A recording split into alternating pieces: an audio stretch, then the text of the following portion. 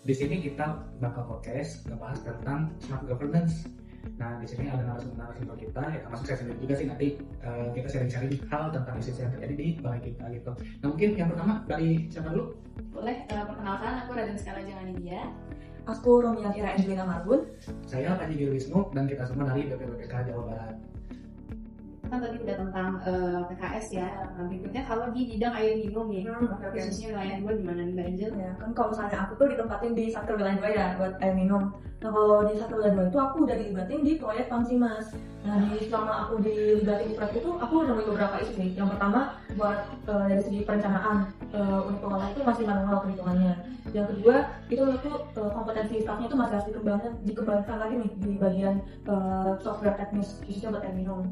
Terus yang ketiga itu bagaimana kita tuh sebagai ASN tuh memastikan si proyek Pamsimas ini di masyarakat awam tuh tetap berkelanjutan. Menurutku itu 3 isu yang lagi hot sih di bidang air minum. Terus kalau yang paling urgentnya yang mana tuh? Nah kalau menurutku sih karena kemarin aku sempat diminta buat desain-desain juga. Nah tuh yang lumayan urgent tuh adalah di bagian perencanaannya. Di bagian perencanaannya itu kita masih menggunakan perhitungan yang manual, belum ada pakai tools yang otomatis ngasih hasil perhitungan gitu. Dan itu makan waktu sih kalau misalnya perhitungan manual. Iya sih. Kalau gitu kan tadi perhitungannya masih manual, berarti kan belum efektif ya. Jadi gimana tuh nanti nextnya? Nah ya kan itu kan perhitungannya manual nih, kurang efektif. Jadi menurutku di situ sih di aspek itu tuh kita perlu smart governance. Kita memadukan teknologi yang sekarang sama proses perencanaan. Nah kalau bisa sih kita bikin tools yang terintegrasi nih, boleh pakai Excel supaya nanti misalnya ada proyek-proyek yang membutuhkan unit pengolahan A gitu, kita tinggal masukin angka debitnya, terus langsung keluar tuh dimensi-dimensi unit pengolahannya.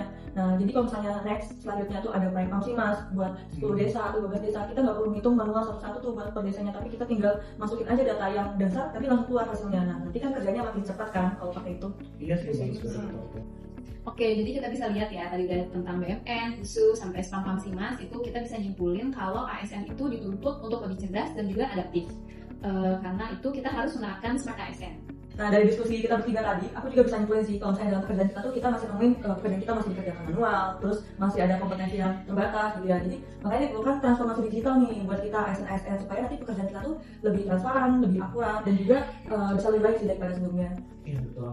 Jadi smart ASN itu adalah kunci untuk memastikan peran kita sebagai ASN, sebagai perencana, pelaksana, dan pengawas agar bisa berjalan efektif, efisien, transparan, dan berbasis data. Oke, itu saja podcast dari kami. Terima kasih sudah menonton. Sampai jumpa lagi. Bye-bye. Bye-bye.